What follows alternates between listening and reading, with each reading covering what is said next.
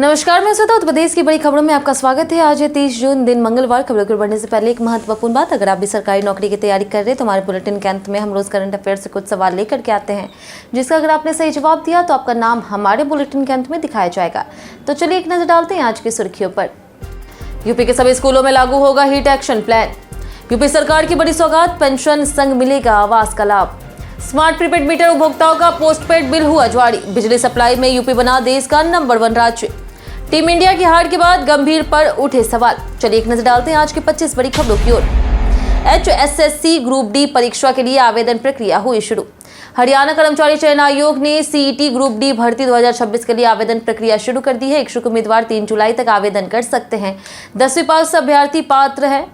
परीक्षा में 100 प्रश्न होंगे। आयु सीमा 28 से 42 वर्ष है। आवेदन फॉर्म 7 से 9 जुलाई तक संशोधन किया जा सकेगा। यूपी के सभी स्कूलों में लागू होगा हीट एक्शन प्लान। भीषण गर्मी और हीट वेव से बच्चों की सुरक्षा के लिए यूपी के बेसिक शिक्षा विभाग ने सभी स्कूलों में हीट एक्शन प्लान लागू करने के निर्देश दिए। स्कूलों में नियमित पानी, बाहरी गतिविधियों पर रोक, स्वास्थ्य नोडल शिक्षक, प्राथमिक उपचार, जागरूकता अभियान, मौसम अलर्ट की निगरानी और संवेदनशील बच्चों की विशेष देखभाल सुनिश्चित की जाएगी। यूपी फायर NOC खत्म होने से पहले मिलेगा नोटिस। मुख्यमंत्री योगी आदित्यनाथ ने सभी जिलाधिकारियों को निर्देश दिए हैं कि जिन अस्पतालों, मेडिकल कॉलेजों और होटलों की फायर NOC समाप्त होने वाली है, उन्हें पहले से नोटिस भेजा जाए। साथ ही बिना वैध NOC वाले संस्थानों का तत्काल सत्यापन कर सख्त कार्रवाई सुनिश्चित करने, फायर सुरक्षा मानकों का कड़ाई से पालन करने और जन सुरक्षा से किसी भी तरह का समझौता न करने के निर्देश दिए गए। स्मार्ट प्रीपेड मीटर उपभोक्ताओं का पोस्टपेड बिल हुआ जारी। जून 2026 से स्मार्ट प्रीपेड मीटर उपभोक्ताओं का बिल पोस्टपेड आधार पर जारी कर दिया गया है। जिनकी बिल भुगतान तिथि 29 जून से पहले थी, उन्हें 29 जून तक बिना विलंब शुल्क भुगतान की राहत मिली थी। Bill WhatsApp chatbot, 1912 helpline, UPPCL website और डिजिटल पेमेंट ऐप से प्राप्त और जमा किया जा सकता है। यूपी सरकार की बड़ी सौगात, पेंशन संग मिलेगा आवास लाभ। उत्तर प्रदेश सरकार ने बुजुर्ग, विधवा, दिव्यांग, ट्रिपल तलाक पीड़ित और किसानों के लिए कई कल्याणकारी योजनाएं चलाई है। और विधवा पेंशन 1500 मासिक कर दी गई है। दिव्यांगों, कुष्ठ रोगियों, किसानों और लोकतंत्र सेनानियों को भी आर्थिक सहायता, आवास, इलाज और अन्य सरकारी सुविधाओं का लाभ दिया जा रहा है। लखनऊ के सरकारी ITI में AI लैब से होगी पढ़ाई। लखनऊ के चौरबाग स्थित 58 वर्ष पुराने सरकारी ITI में AI lab, smart class, EV lab और आधुनिक डिजिटल सुविधाएं विकसित की जा रही। जुलाई से प्रवेश शुरू होंगे। विद्यार्थियों को AI, ऑटोमेशन, रोबोटिक्स और EV टेक्निक का व्यवहारिक प्रशिक्षण मिलेगा, जिससे रोजगार के बेहतर अवसर और उद्योगों के अनुरूप कौशल विकसित होंगे। बिजली सप्लाई में यूपी बना देश का नंबर 1 राज्य। उत्तर प्रदेश ने बिजली आपूर्ति में राष्ट्रीय रिकॉर्ड बनाते हुए 24 जून को 32,673 मेगावाट की पीक बिजली आपूर्ति दर्ज की है। 19 जून से राज्य लगातार देश में सबसे अधिक बिजली मांग पूरी कर रहा है। योगी सरकार और UPPCL के प्रबंधन से शहरों और गाँव में निर्बाध 22 से 24 घंटे बिजली आपूर्ति सुनिश्चित की जा रही। यूपी के सभी जिलों में बनेगी स्कूल सुरक्षा समितियां। लखनऊ कोचिंग आग हादसे के बाद यूपी के सभी जिलों में 10 सदस्यीय स्कूल सुरक्षा समिति बनेगी। यह 200 स्कूलों में अग्निशमन, सुरक्षा, जांच, प्रशिक्षण और आपदा प्रबंधन कराएगी। छात्रों, शिक्षकों को मास्टर ट्रेनर द्वारा प्रशिक्षण दिया जाएगा। SDRF, NDRF और अन्य एजेंसियां सहयोग करेगी। सुरक्षित निकासी और प्राथमिक उपचार सिखाए जाएंगे। अखिलेश यादव के बच्चों ने काशी विश्वनाथ में किया जलाभिषेक। सपा प्रमुख अखिलेश यादव के बेटे अर्जुन और बेटी टीना ने सांसद प्रिया सरोज के साथ वाराणसी में काशी विश्वनाथ और संकट मोचन मंदिर में दर्शन किए। बाद में गंगा में नौका विहार कर घाटों का भ्रमण किया। सुरक्षा के बीच दौरा संपन्न हुआ। टीना ने रील बनाई और वाराणसी मिठाइयों का भी स्वाद लिया। फिरौती और हफ्ते के बीच डिंपल ने पुलिस को घेरा। हरियाणवी डांसर डिंपल चौधरी ने यूपी पुलिस पर शिकायत दर्ज करने में 4 घंटे लगाने और संवेदनहीन व्यवहार का आरोप लगाया।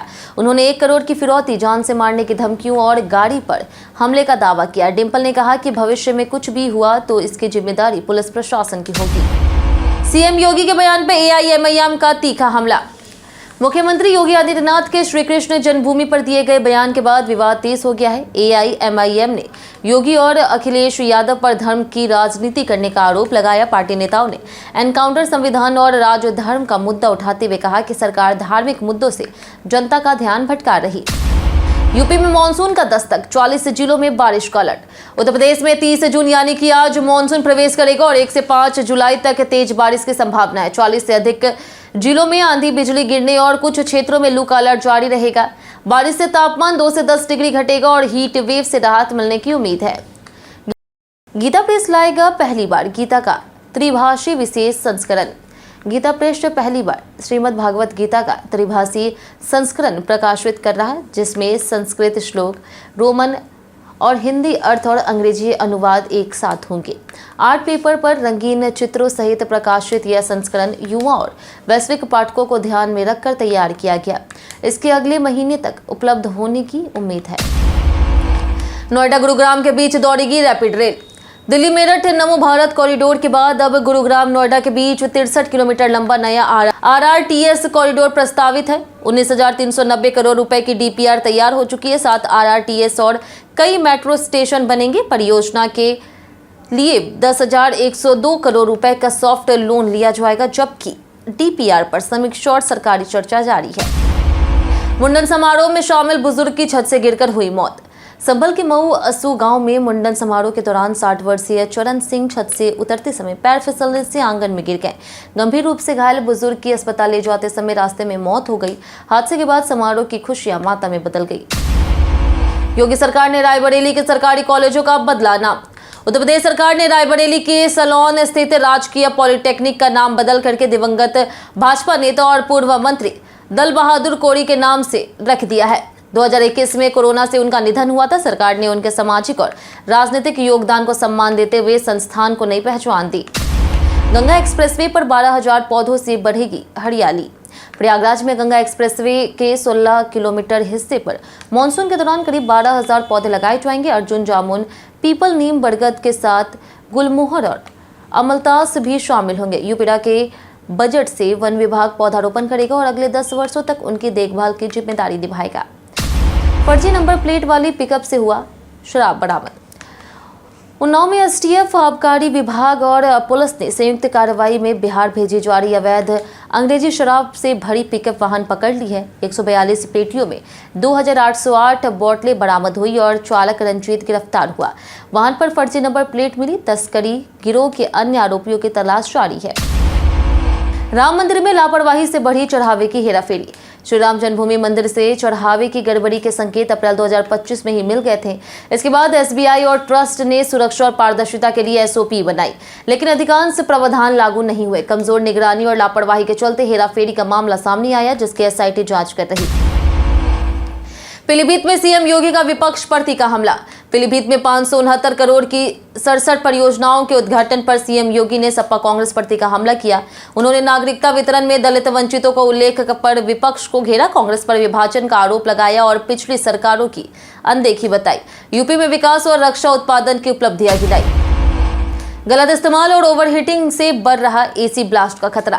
नोएडा की अरान्या सोसाइटी में 22वीं मंजिल पर एसी ब्लास्ट से आग लगने की घटना ने सुरक्षा को लेकर के चेतावनी दी है। इसका मुख्य कारण रेफ्रिजरेट गैस का दबाव, खराब मेंटेनेंस और ओवरहीटिंग है। 18 डिग्री पर लगातार चलना, पुराना कंप्रेसर और गलत इंस्टॉलेशन भी जोखिम बढ़ाते हैं। नियमित सर्विसिंग, 24 से 26 डिग्री तापमान और सही देखभाल से हादसे से बचा जा सकता है।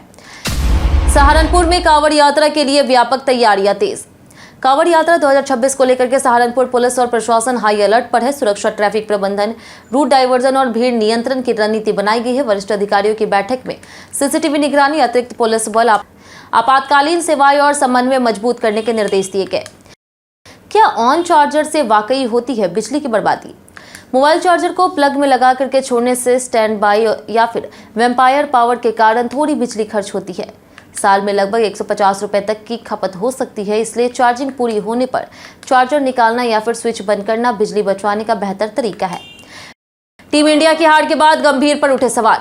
भारत और आयरलैंड के खिलाफ T20 सीरीज में 0-2 से शर्मनाक हार झेलनी पड़ी, जिसके बाद हेड कोच गौतम गंभीर आलोचनाओं के घेरे में आ गए। संजय मांजरेकर ने विदेशी परिस्थितियों में भारतीय बल्लेबाजी पर सवाल उठाए, जबकि आइसलैंड क्रिकेट ने सोशल मीडिया पर गंभीर का मजाक उड़ाया। इस हार के साथ भारत के नाम कई अनचाहे रिकॉर्ड भी दर्ज हुए।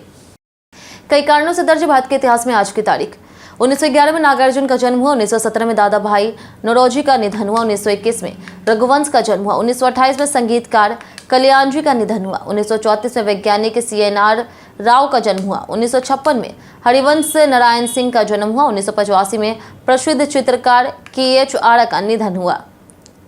हम प्रतिदिन आपसे 5 ऐसे जुड़े सवाल उसके जवाब बताएंगे जो कि UPPSC जैसे अन्य प्रतियोगी परीक्षाओं में काम आएंगे। सवाल इतिहास, यूपी स्पेशल, करंट अफेयर्स और भूगोल से रहेंगे। पूछे गए 5 सवाल में आपने कितना सही जवाब दिया हमें कमेंट करके जरूर बताएं। तो हमारा पहला सवाल है, ताला नगरी उत्तर प्रदेश के किस जिले को कहा जाता है? Option A Agra, option B Kanpur, option C Aligarh, option D Etah. इसका सही जवाब है ऑप्शन सी अलीगढ़। हमारा दूसरा सवाल कि इनमें से मध्य प्रदेश पर शासन करने वाले गुर्जर प्रतिहार वंश के शासकों में कौन शामिल नहीं है? ऑप्शन ए है मिहिर भोज, ऑप्शन बी है महिपाल, ऑप्शन सी है महेंद्रपाल, ऑप्शन डी है नगेंद्रपाल। इसका सही जवाब है ऑप्शन डी नगेंद्रपाल। हमारा तीसरा सवाल कि किस मुगल शासक ने आगरा के बजाय दिल्ली को मुगल साम्राज्य की राजधानी बनाया? Option A Akbar, option B है शाहजहां, ऑप्शन सी है जहांगीर, ऑप्शन डी औरंगजेब। इसका सही जवाब है ऑप्शन बी शाहजहां। हमारा चौथा सवाल कि इनमें से किन क्रांतिकारियों की जन्मभूमि उत्तर प्रदेश से? ऑप्शन ए चंद्रशेखर आजाद और रामप्रसाद बिस्मिल, ऑप्शन बी राजेंद्र लहरी और राजा महेंद्र प्रताप सिंह, ऑप्शन सी लाल हरदयाल और बटुकेश्वर दत्त, वहीं ऑप्शन डी है उपयुक्त सभी। इसका सही जवाब है ऑप्शन डी उपयुक्त सभी।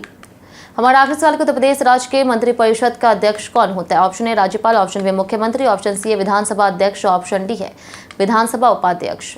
इसका सही जवाब है ऑप्शन बी मुख्यमंत्री। इसी के साथ बढ़ते आज के सवाल को। आज का सवाल है, आपके अनुसार यूपी में अगला मुख्यमंत्री कौन होना चाहिए और क्यों? आप अपना जवाब हमें हमारे कमेंट सेक्शन में लिखकर जरूर बताएं। आज के लिए इतना ही। उत्तर प्रदेश के तमाम खबरों के साथ बने रहने के लिए देखते हैं डेली यूपी और साथ ही यूट्यूब चैनल पर देखिए, चैनल को सब्सक्राइब कर दें और आप फेसबुक पेज पर देखें तो लाइक और फॉलो जरूर करें।